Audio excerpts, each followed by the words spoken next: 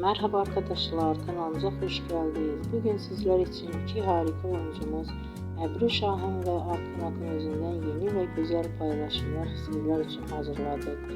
Onlar her ay dizinde rol almış ve herkes tarafından beğenilmiştir. Biz de sizler için onların güzel ve romantik karelerini hazırladık. Bu videoların devamlı gelmesini istiyorsanız kanalımıza abone olup yorum yazmayı unutmayın. Hələlik bizden bu kadar.